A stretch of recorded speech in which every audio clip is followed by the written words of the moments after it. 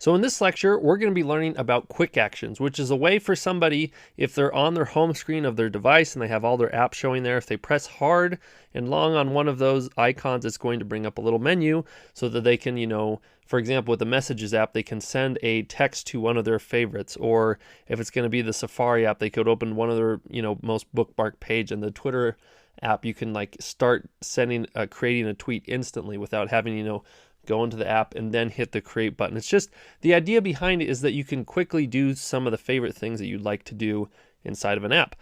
So Apple has made this very straightforward and easy to use, which is great. So let's go ahead and open up Xcode and create a new project. So here I've got Xcode. I'm going to create a new Xcode project. We just want a single view application. So I'm just going to call this Quick Actions Demo. And we'll leave everything the same. We'll hit next and go ahead and throw this on the desktop.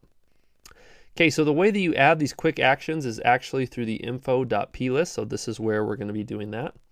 And what we need to do is we need to add an array of dictionary items, and those dictionary items are going to contain the information in order to say, what those quick actions are going to be. So if we go ahead and hit this plus button here, this will allow us to create something new. We just want to delete any text that's in there and then click here and change this to an array. So now that we have this array, hit the little arrow on the left side there. So now that it's facing down, and if you hit plus, this will allow you to create something new. And again, we want to change this now to a dictionary, because what we're trying to do is create an array of dictionary items here. And what we're going to do with this first dictionary, again, let's go through and add some things here. So you got to hit the little arrow to the left there and then hit plus, because now we're adding things to the dictionary.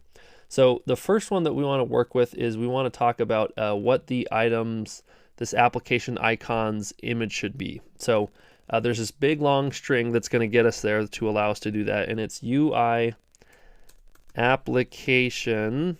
And in fact, I think we should probably just Google this, because we're going to have to know what the value is to get to it anyways, and I feel it's always best to just copy paste those pieces of information. So let's go ahead and open up a browser and go ahead and just search UI application shortcut item icon type. Okay, or something close to that. Look at that, I misspelled it, but Google knows what I'm talking about, so they got me there.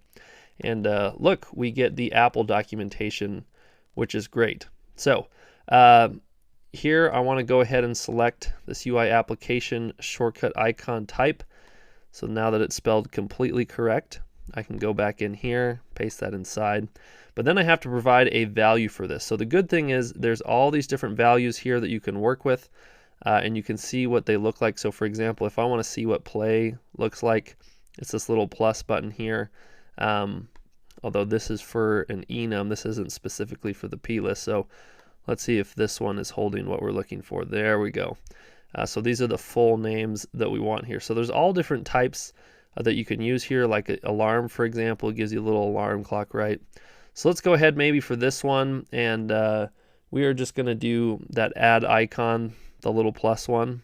So if we select on this, gives us a nice plus button. So we're going to go ahead and copy this, come back, and we're going to paste that in the value for the string. So it's saying, hey, in this dictionary, what is going to be the icon type? And we're saying it's the add type. So we're going to go back, select the dictionary, and hit the plus button so we can add another value here.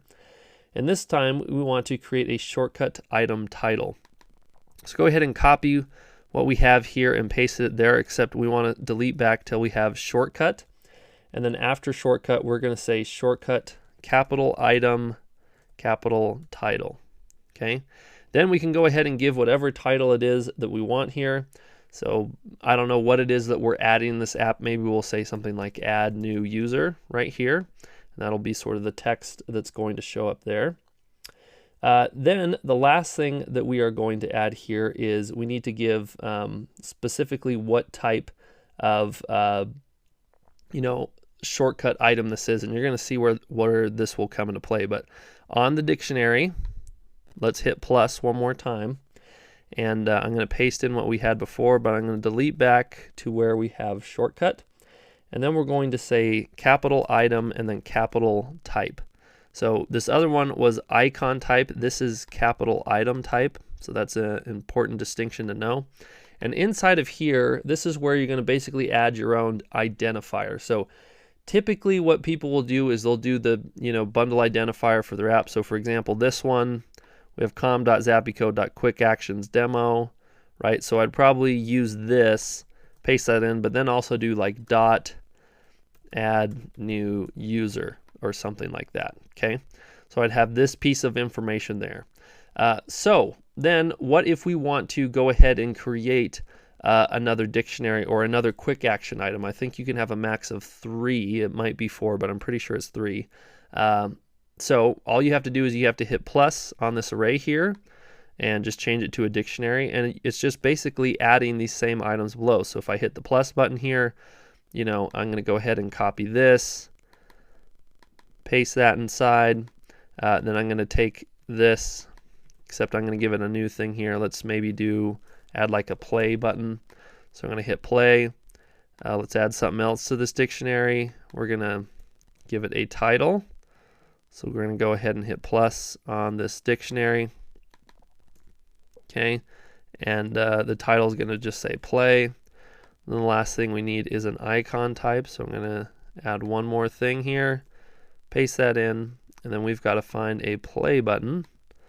So look, there it is, the play. And I can copy this text and come back and paste that in. So now I have 2 different quick actions that will show up when someone presses on my app. So this is how you create them. Then as far as like if you want to use these so that when someone actually taps these that you can actually do some work with it. Well, to do that, we're going to go over to the app delegate, and let me go full screen here so you can see all the code that's happening. And what we're going to do is we're going to add a new function. So if you just start typing out application, we're looking for perform action for. So application perform action for. There we go. I think this is it. Perform action for shortcut item. Yes, this is what we're looking for. So what this will do is it will give us a shortcut item, which we can then sort of dive into that piece and see what's inside of there, and it will allow us to run some code. So for example, if I wanted to see what one they pressed, I would do a little if statement here. So I'd say if shortcut item dot type, okay, and this is going to give us back a string. I'm going to say if this is equal to, and if I go back to my plist, I would want to copy, for example, if I want to know, hey, were they trying to add a new user? I would copy this little ID type that I gave it, and I'm going to paste it in here, and I'll say, okay, well, if the type is equal to this, I know that they're trying to add a user. So then in this code, this is where you would add a user and sort of start that whole flow and get the app rolling that way. And you would do this for your next type of shortcut item. So I would just copy and paste this. I have to get the other sort of ID that we have there, the play one. So I'm going to copy that, come back and replace all of this with the play one. And then I'm going to change this to say play. So these are kind of, these new entry points into our app where we can set up things if we need to.